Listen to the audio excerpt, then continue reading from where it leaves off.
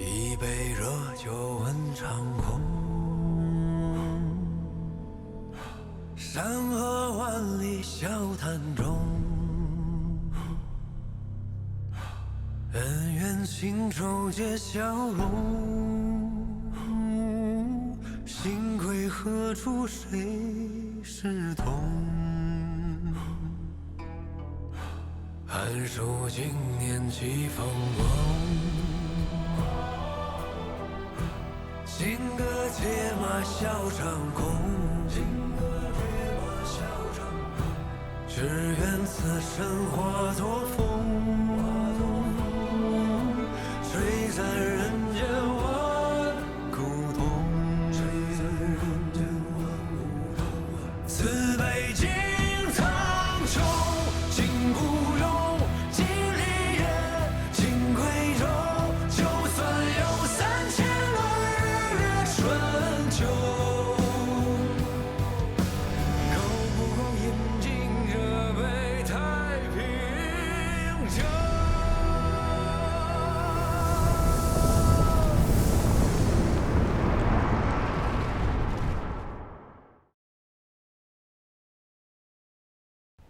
兹而吴越，前弘左，源自先朝，邦家于此，宣历四方，功在社稷，乃特颁册命，示表叔恩，而为吴越国王，以彰恩宠，而其免之，以复镇怀，主者施行。臣前弘左，奉旨谢恩。臣等奉旨谢恩。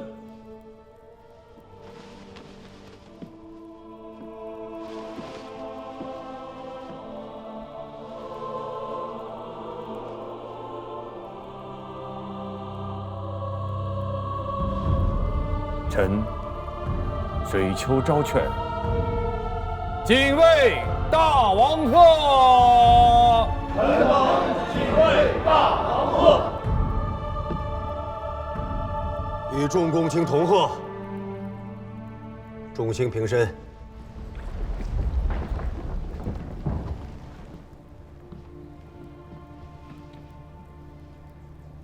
大王正位东南，臣等请开库藏，宽刑狱，犒赏将士，大赦官民。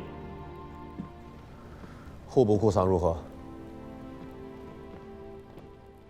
回禀大王，去年三江泛滥，文穆王体恤民情，免了当年秋税。西府库藏及各地长平，本已捉襟见肘。如今夏汛将至，从中书到州县皆要备灾，不宜轻动。可待今年秋税收上来之后，再行犒赏。今年秋税，照去年例捐免，犒赏三军的钱，孤自家出了。大王仁心，恩泽万民，臣等奉教。今日事毕，水丘清流队，诸卿三朝。臣等告退。臣等告退。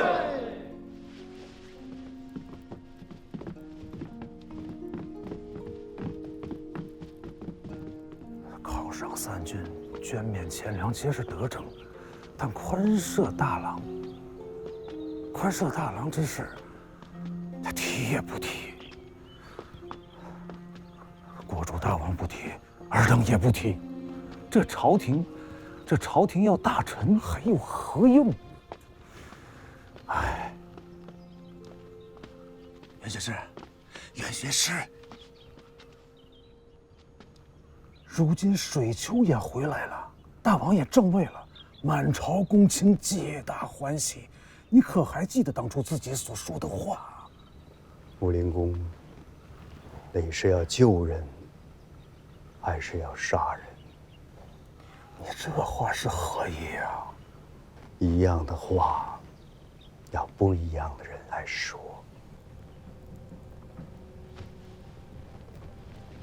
黛玉，本无反心，无罪受诛于宫门，此上下离心之事，庶人孙本也无勾连奸篡之实。杜兆达等人跋扈贪鄙有之，明正典刑，不为苛酷。大郎洪俊御兵治事，鲜有疏忽，至今蒙冤受监，公卿愤愤，国人惴惴。水丘昭全，你好大胆！陈家世代契礼，与国同修。吴越国在，臣在；吴越国亡，臣亡。所以不得不披肝沥胆，为大王言之。这些话，出使汴梁之前为何不言？此时，大王不过是两军留后，宫闱之内诸事动荡，皆以权宜为要。而如今局势完全不同了。京师制文已至，大王受天子册封，已是名正言顺的东南之主。王者治四方，当以堂皇正大之政，不做权宜苟且之谋。这些话，从未有人与孤说过。此乃宰相之过也。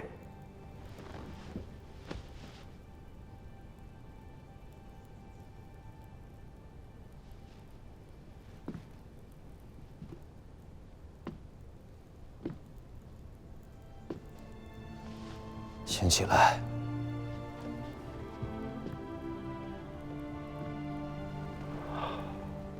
顾继任两军已差不多有1年了。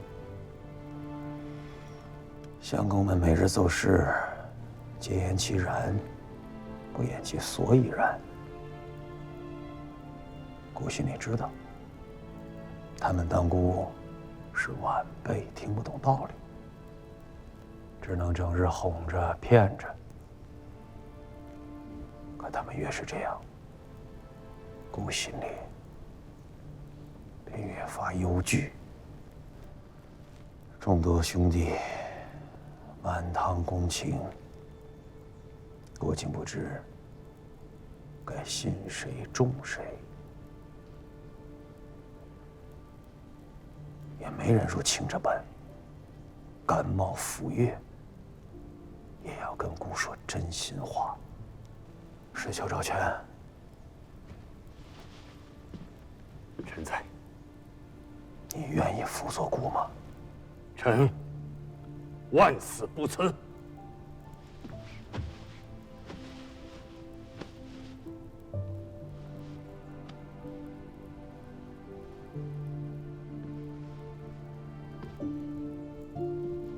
既如此，你说说，既然顾已然错了这许多，该如何改过？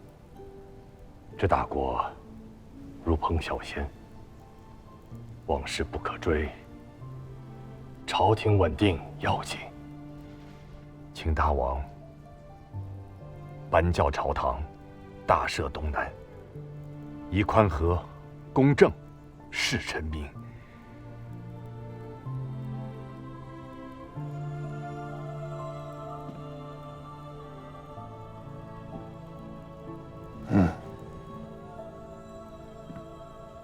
释放沈文琪出内署，让大郎洪俊归家思过，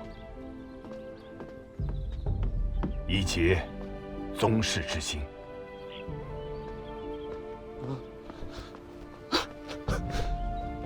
父亲，出来便好，走，咱们回家去。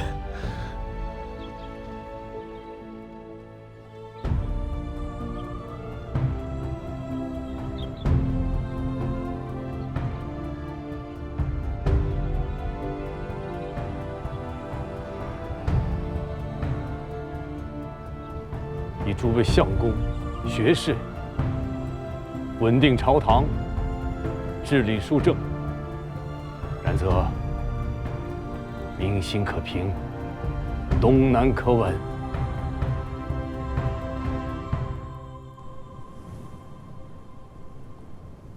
下新登大宝，根基未稳，骤然北伐，万一败绩，江山社稷则危如累卵。清太3年起至今，朕等这一天等了7年，也准备了7年了。桑相公还要让朕如何稳固根基啊？臣恐季孙之忧不在颛臾，而在萧墙之内。朕想要收复燕云16州，桑相公何以执意阻拦啊？非其时，非其事，亦非其人。非其人。桑相公这是还是把朕当小孩子看啊？朕不是旧唐时那等长于深宫妇人之手的无知之子。朕12岁便在军中了，沙场搏命，临阵选锋，朕从未退缩过。若非如此，先帝岂能以大宝与朕？陛下，国战不是沙场搏命，要的不是一腔热血，更不是个人的孤勇。岑维汉，你是哪朝的臣？朕才是天子。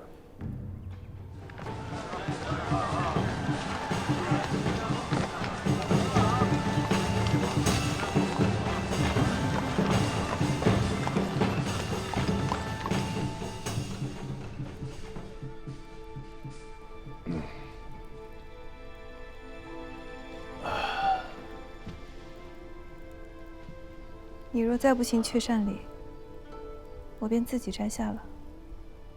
好。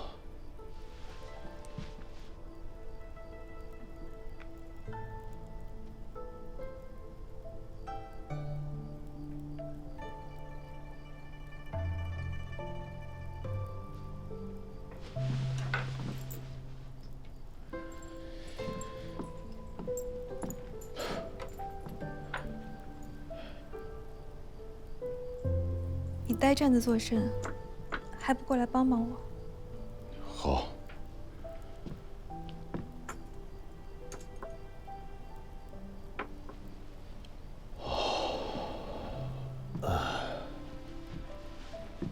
你这官确实有些分量。官人难道没有什么话要与妾身说吗？只怕我说的话有些不中听。妾身听着。再过几日，我便要随军出征了。妾身知道，阿爹和阿兄也要去。官人想去吗？想。大喜之日，本不该提这些杀伐之事。可是我担心今日不说。妾身知道，官人说的是真心话。官家要北伐燕云了，阿爹总是担心，可阿兄很欢喜，官人也该是欢喜的吧？燕云之耻，刻骨铭心。大好儿郎谁无一分？官人可知，北伐燕云最紧要的是什么？那自然是粮秣、给养、兵马。得从河东与河北2路出兵，使得契丹东西不可相顾。这第一桩要紧事，是官人务必要活着回来。如今的世道，咱们做女子的，是万没有从一而终为你守寡的道理的。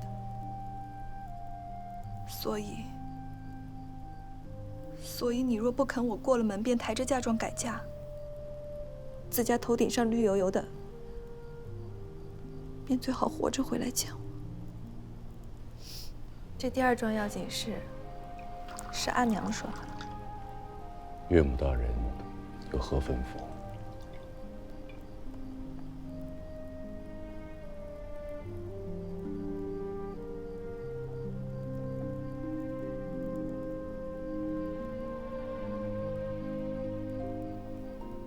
阿娘说，趁着你和舅舅整顿行装还要些时日，抓着你为赵家留个后。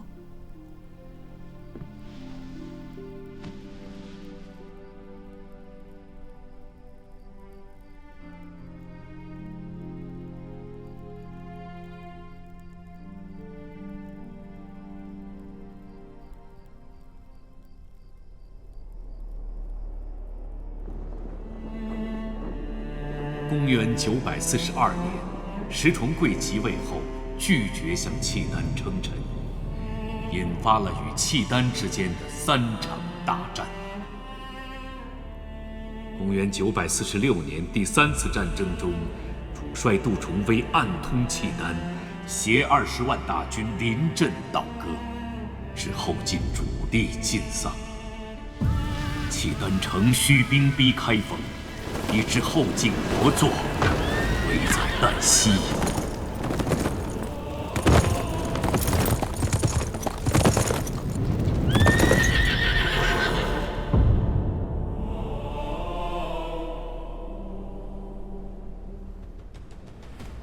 大乱将起，南唐西属南汉、南楚，各国皆有使节的京师打探消息，勾连重臣，临时待变。若朝廷大军不能御敌于河北，北朝铁骑纵横大河左右，诚恐五胡16国之祸再现于今日。水丘赵劝，臣在。边郡军情可有异动？南唐诸军未动，南汉、南楚诸军皆有北调之迹象。户部库藏如何？去年到今年，连续2个丰年，库藏充盈，用兵备载皆可无虑。袁相公，冬岁将至，又该遣使和天子争大了吧？正是。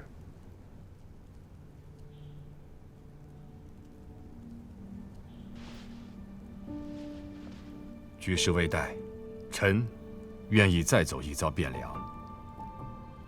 如此便以尚书右仆射、镇东军节度副使、内外马步军都统军事、天下兵马都元帅府判官水丘昭劝为贺征旦使出使京师。加一条，以检校司空、内衙兵马都指挥使、元帅府长书记钱弘处为副使。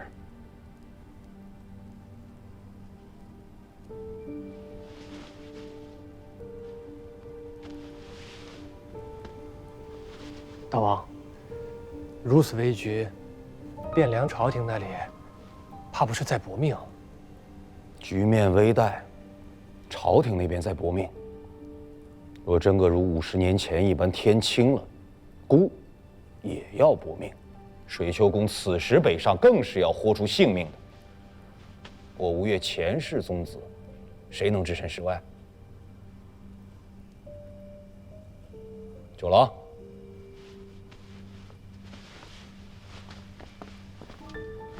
孤明白与你说，此一去福祸难料，是要豁出性命的。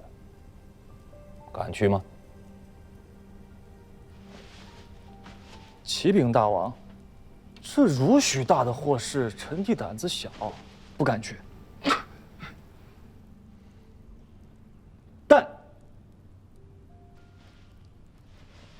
久闻京师繁华盛景，所食所用皆极尽奢华富贵，吴越偏鄙之地，不能及也。臣弟项目垂涎久矣，愿随水丘公前往京师一游，以慰平生。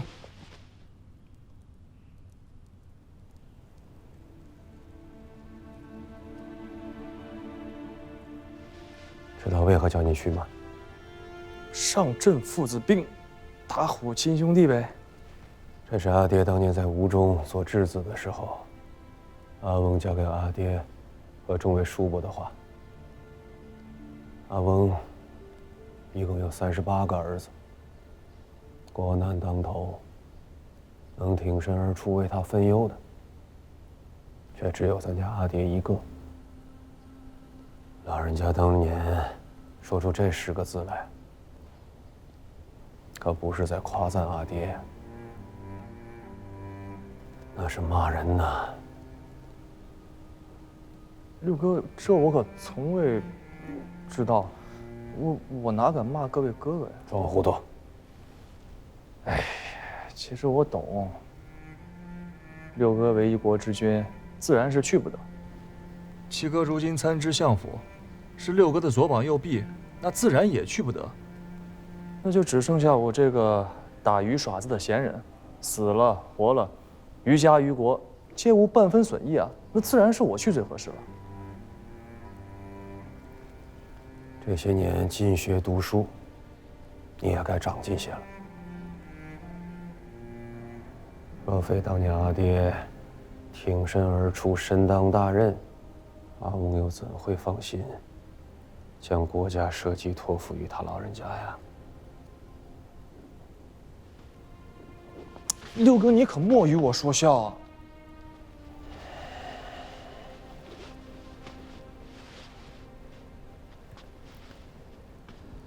此去经师，万事莫要自作主张。水丘昭全乃是其力重臣，又是内外有名的君子，一切事体听他安排便是。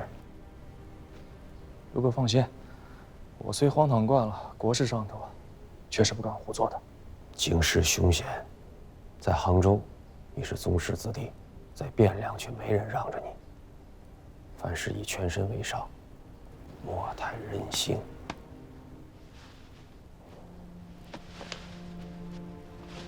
六哥放心，臣弟晓得了。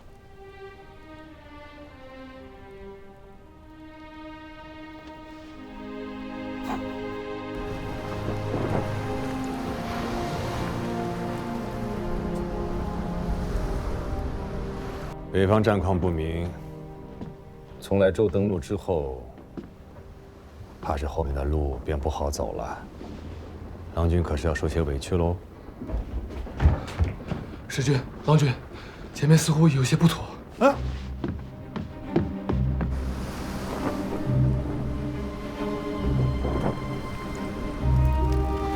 啊！你看，黄龙社的战船啊！哈哈。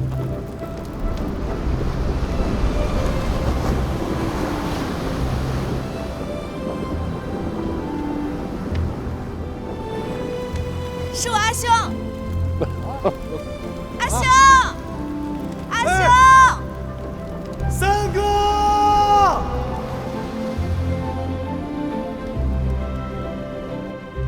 朝廷兵马虽多，可最为倚重的不过2支，一支是晋阳刘知远，一支是腋下杜重威。杜重威降了，刘知远独木难支，自保尚有余，进取则不足。眼下最麻烦的还是朝局，京上不比先帝呀。高祖皇帝虽说有儿皇帝之基，但毕竟也是当世一代豪雄啊，统兵用事，御将用人，威望隆重啊。陈良，坐这一块吃吧。不要。你们3个人说的话，我一句也听不懂，坐在这儿也是无趣。看你们2位老哥，这么多年不见面了，一见面就说这些无趣的话，也不嫌烦恼。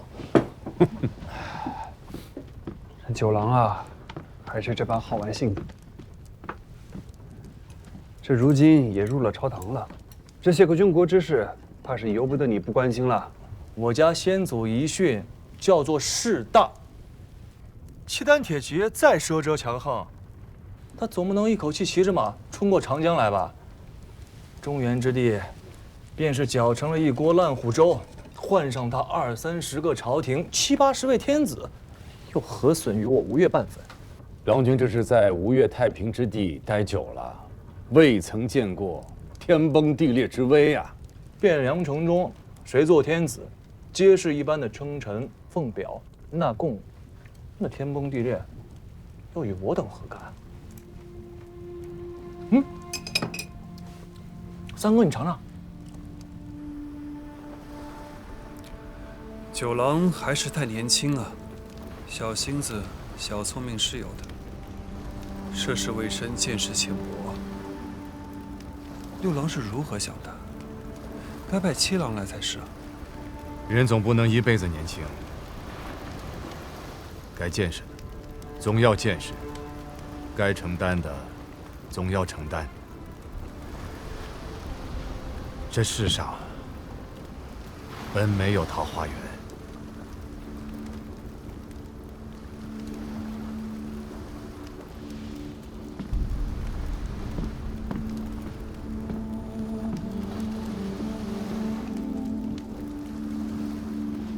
你看，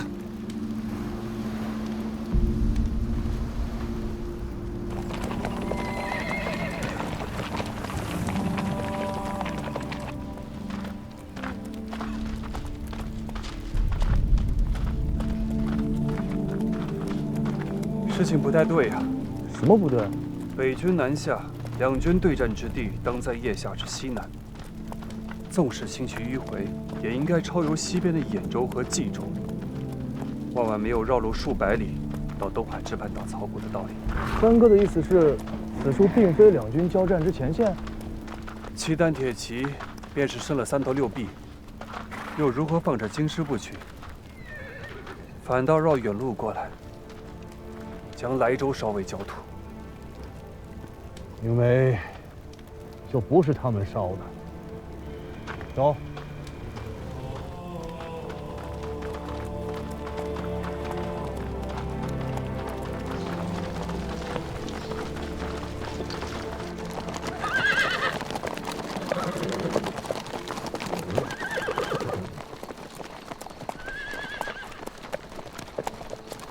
骑马要用腿上的力道，加紧马腹。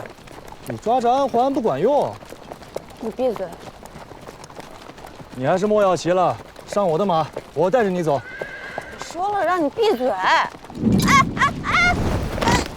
吁！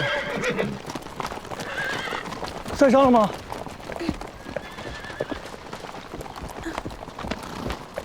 你看，就算摔一跤也摔不坏的，啊，其实无妨的。你上我的马，我带着你走。我不要。哎呀，莫赌气了，你上我的马，我带着你走。我自己会走。你自己会走，汴梁还有那么远。走吧，我带你。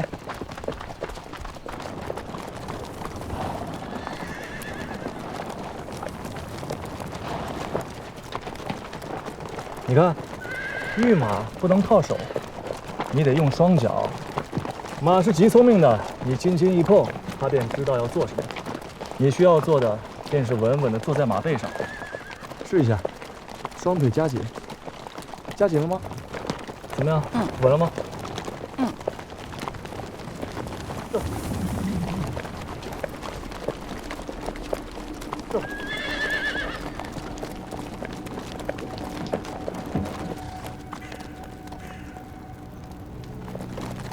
这些都是人骨。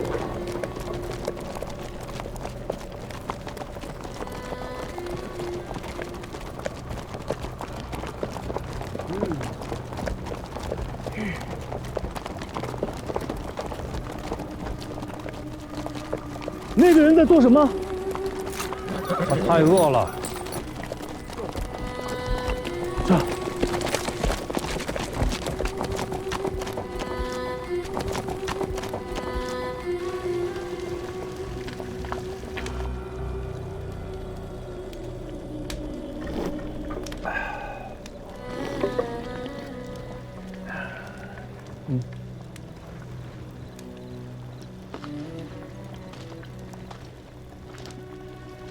梁军，还是用一些的好。眼见入了冬，北方越走越冷，肚子里边没了热乎劲儿，身子遭不住啊。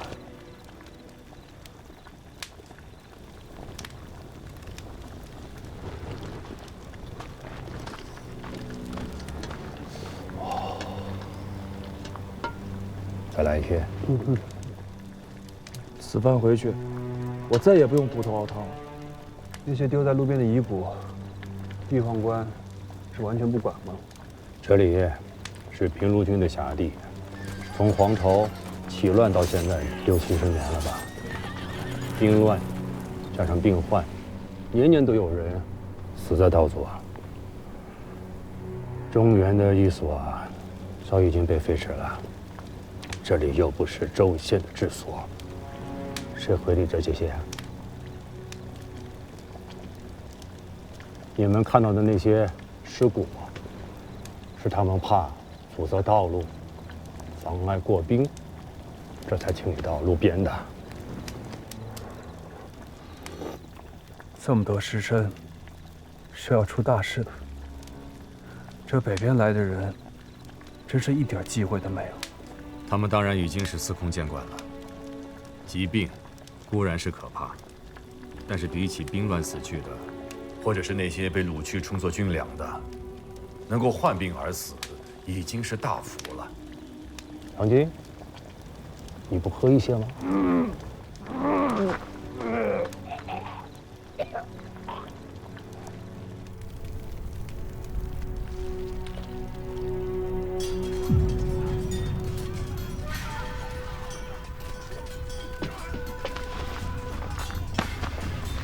似是有贼人，警戒！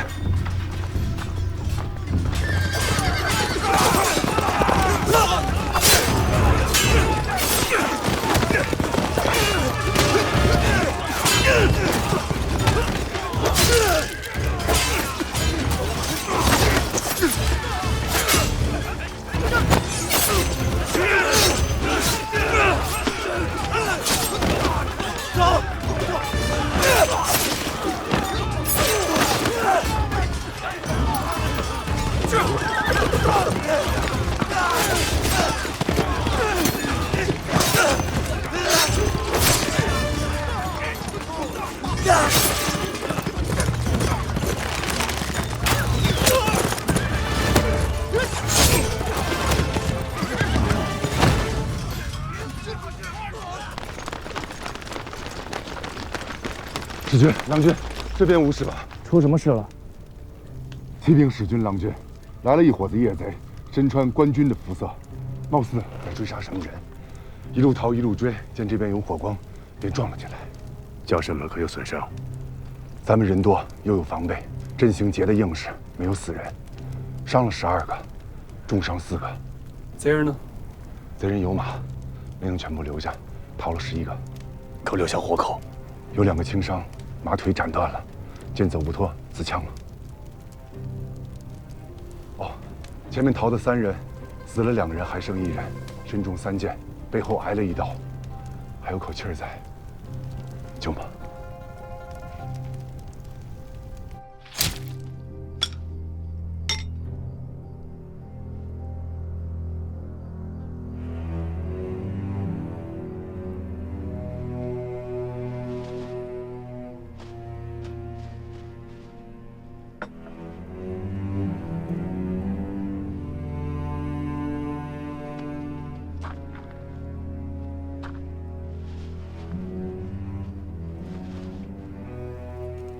河东军，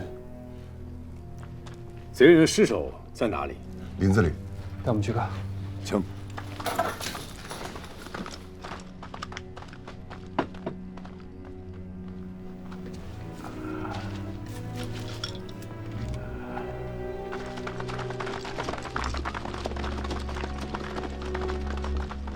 他们穿的是官兵制式的衣甲。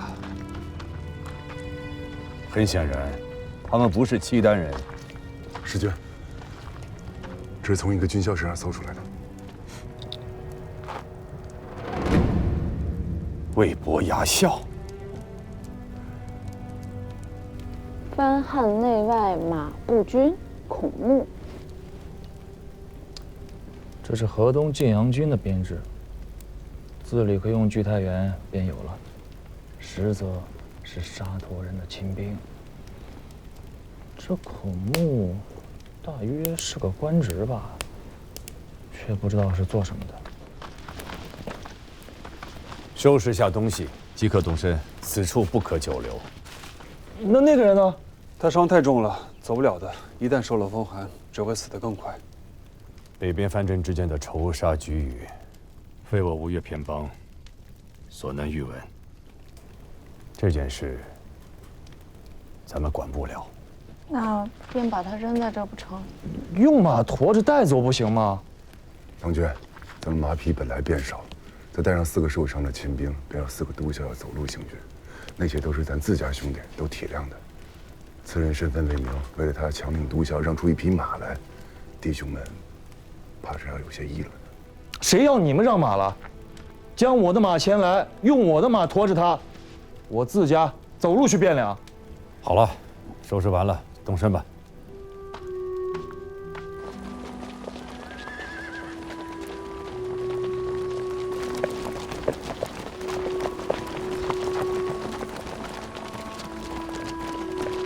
郎君，骑卑职的马了。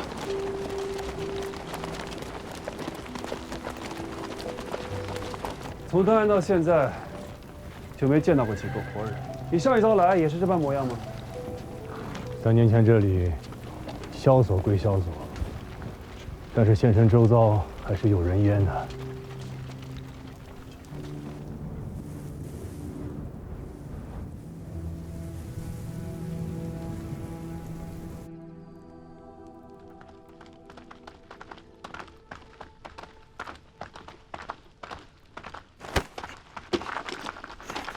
郎君，江主，今日已经不热了，此一关该是渡过去了。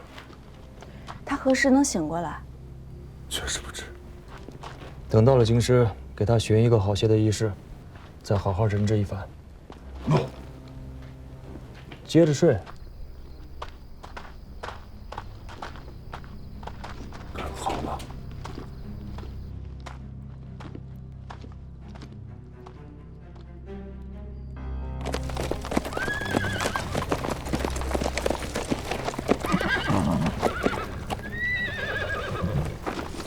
小人侍卫秦军下班之役杨光义参见大使。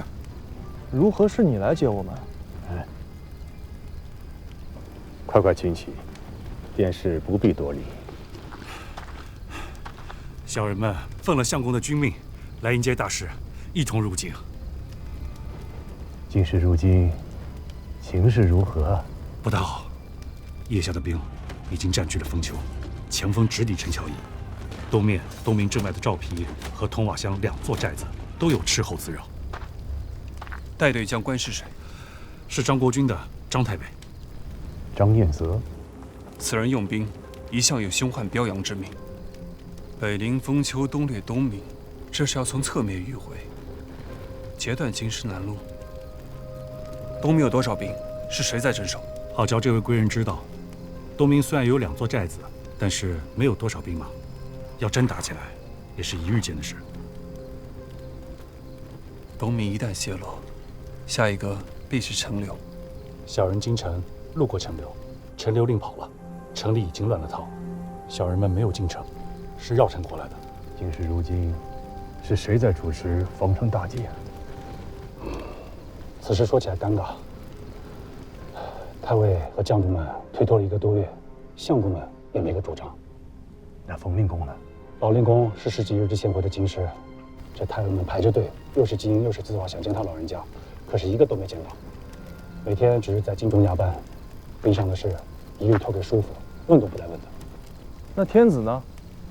回这位贵人的话，小人身份卑微，宫里的事不能知晓。只是听说前几日有几位黄门内官偷了一些金银细软，想逃出城外。冯令公下了一道军令，斩在了明德门外。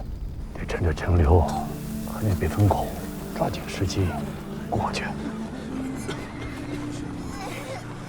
天下大乱了，尘沙泛起，一团污糟烟尘里面，谁也不知躲着什么样的魑魅魍魉、洪水野兽。在5月时，我总到六哥无情，这一路所闻所见，我才知道六哥的不易。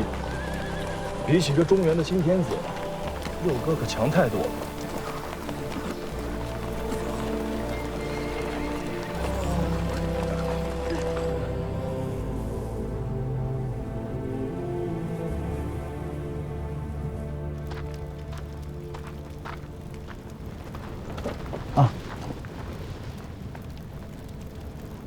怎么了？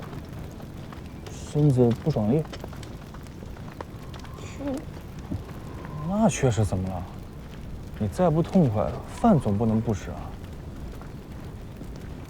我特意给你拿个菜汤。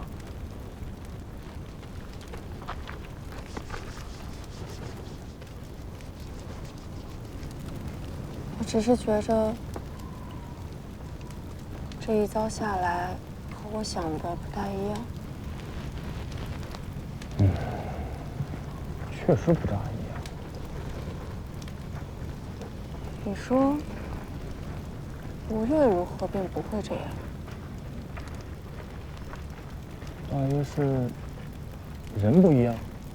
都是肩膀上扛着一个脑袋，又有什么不一样？吴越没有兵乱，也没这么冷。其实，吴越也并不安生，辜负那么忠直的一个人，平白获了罪，便丢了性命。阿兄也是啊，若不是阿娘一怒之下截断了钱塘，怕是也要……功勋们各有各的心思，宗室里面也有家务事，可这些跟梨树前手都没干系。农夫稼穑、与子营生，皆无碍的。平日里有辽浅渡修河堤，有营田司兴水利，没有流民，也没有乱兵。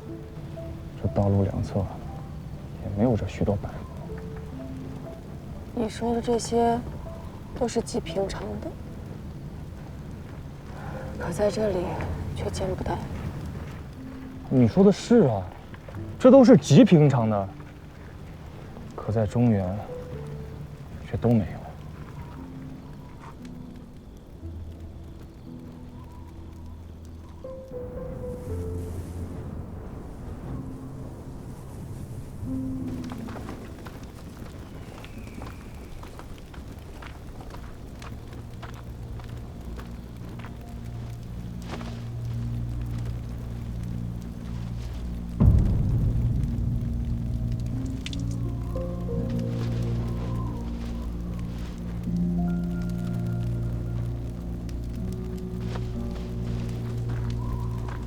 杨光义，